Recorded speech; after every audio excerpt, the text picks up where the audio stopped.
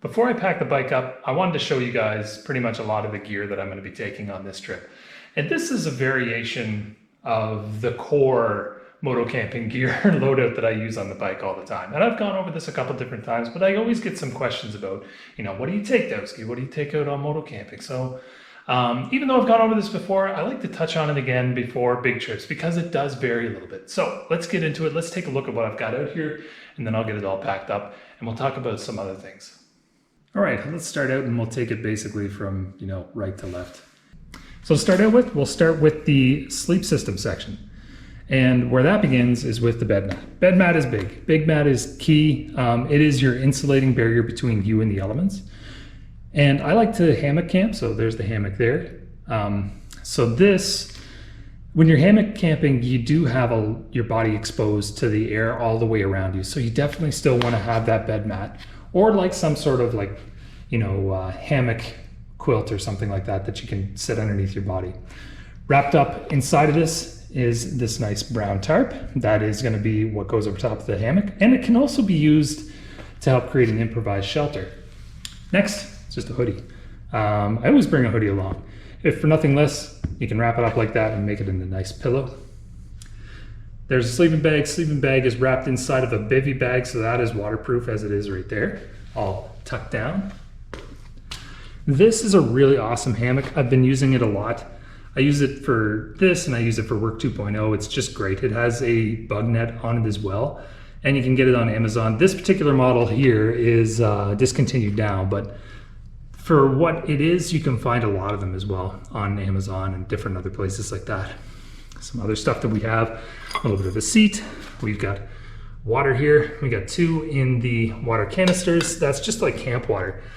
This water to drink right there. I usually don't drink out of this when I'm on the road. I usually grab bottles of water and I stuff them into the saddlebags, and that's what I drink because I always like to have a fixed reserve of water at all times. Moving down, we got bungees for obvious reasons. A little bit of a glow stick. These are just tent pegs for improvised shelters. So if I don't want to have, or if I don't have an opportunity to put the hammock up, then I can use that for an improvised shelter. I ignored the cricket in the background. It's probably going to get annoying. Pioneer tools, basically. So this is like a little shovel for like digging out and digging up fire pits. Just a hatchet for wood and a machete. And then of course, just a jackknife. Straps, always good for getting out of the mud and tying down onto the ferry. And then we have our tool bag. So this is just my tool bag that I use. I've got a whole bunch of tools in here. I don't have a tire repair kit. I'm gonna be straight with you guys. If I get a flat on the trail, I'm effed. It's not good. The plan basically, if I get a flat, is send a runner with the tire to get a better tire and bring it back, or to get CAA to tow me around, because man, I just cannot, I do not have the skill to change a tire, in the field on the side of the road. It's something I should get good at, but I just don't have it now. So, I mean, why prepare for it? Just, call the experts. Moving on.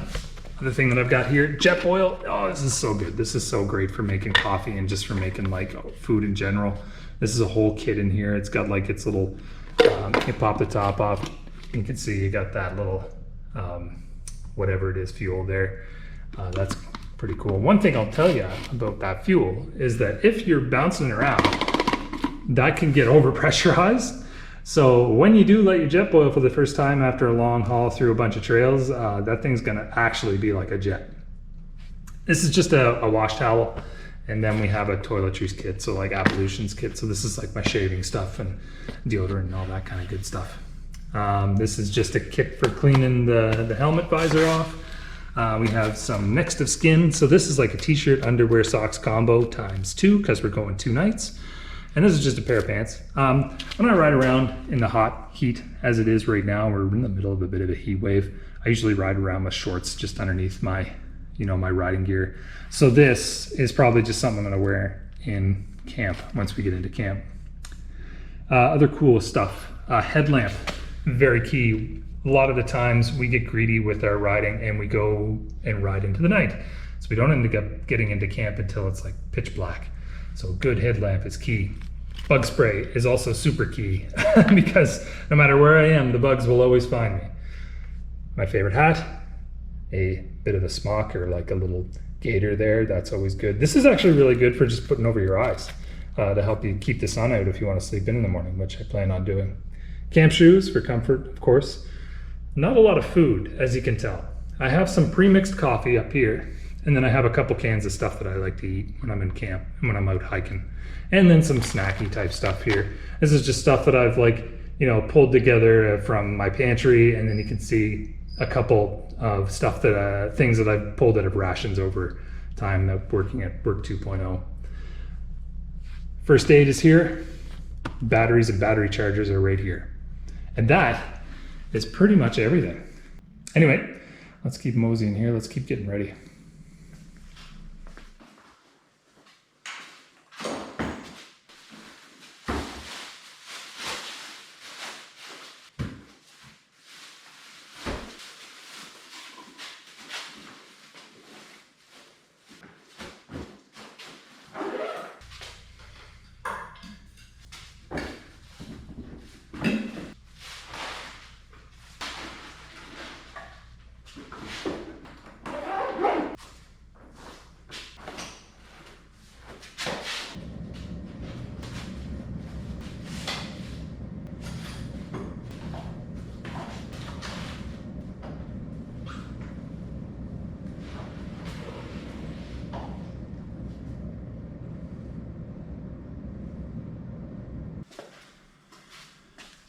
All right, well, we're all packed up. Everything is feeling pretty good. I actually did a little neat thing with all the battery charging pack, and I put it right on top of the tank there. So I think it's gonna work really good. It's definitely not up to par of some other adventure motorcycle moto vlogger YouTubers. Mason's ADV, crazy good charging strategy. Anyway, let's talk a little bit about what we got under our belts here for this adventure. So, bottom line, the goal is to get to Cape Breton and to navigate the Cabot Trail, which runs up to the most northern tip of Nova Scotia. We're gonna get there via the Wood Islands Caribou ferry system, and we've seen what that ferry looks like. And we've visited Wood Islands a little bit here and there on our adventures already. So, that is pretty much the gist of it. I mean, we get off, we go to Antigonish, we ride through up until we get to the Canso Causeway, which is right up around here in Port Hawkesbury. After that, we're gonna move up along this section here, and we're just gonna kind of move through this, like these little channels and water areas until we can get up into the Bedeck area right up in this zone here. And that, I've got a lot of really cool black track routes mapped out here that I think are gonna end up being really, really cool. There's a couple of long stretches up in there.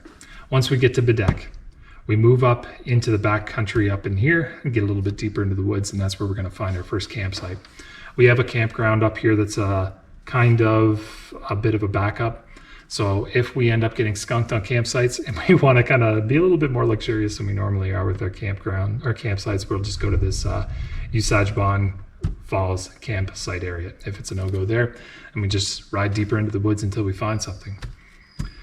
From there, the next morning, we're going to ride up along the coast, and then we're going to dump in and out of Cape Breton Islands Peninsula area and look at some of those black track trails. We might have a couple friends from Cape Breton coming to visit us, so we might have a couple Sherpas there to show us kind of what we can find in this area here. As we ride up along the coast, we are now into the Cabot Trail, and we move into Cape Breton Highlands National Park. We'll get up through this area up into White Point, and then we'll move down along this area here into Shetty Camp. There's not much to be had for trails in this area. Most of this is like nature preserve, it's like national park, it's actual hiking trails, so we won't be getting the bikes too much into this zone. From there, we move down into Shetty Camp, and then it's back along the Cabot Trail.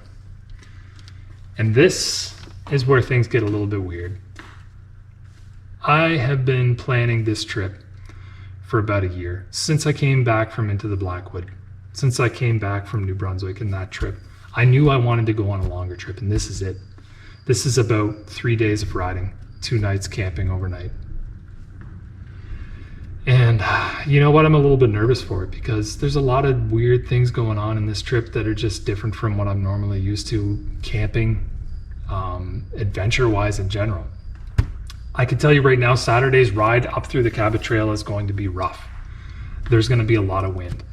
I'm seeing wind gusts up to about 70 kilometers an hour, and that is a lot. That's blow you right off your bike kind of stuff.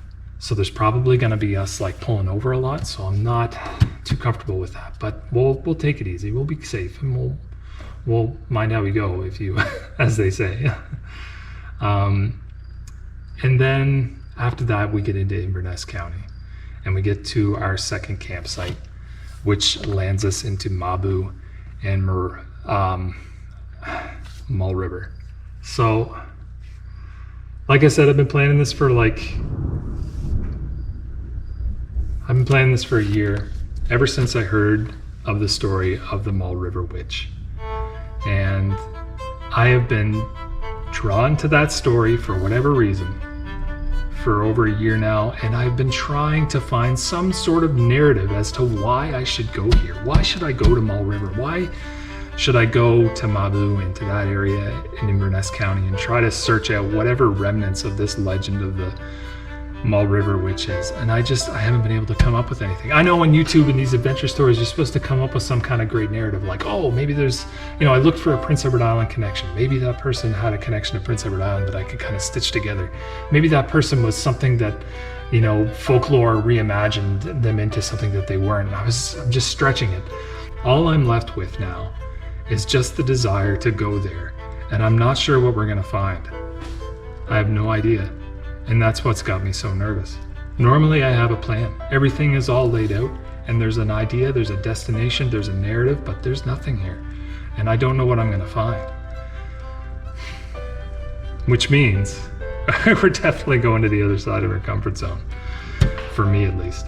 And I'm pulling Brandon along because I don't want to do this alone. I don't know what I'm gonna find there. This whole season has been about rivers.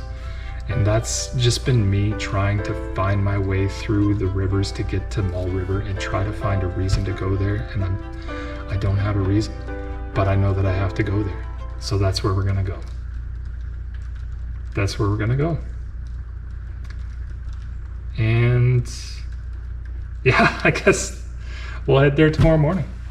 We'll step off, we'll go to Wood Islands Ferry, and then we'll track our way down there. That's the way she's gonna be, Island Riders.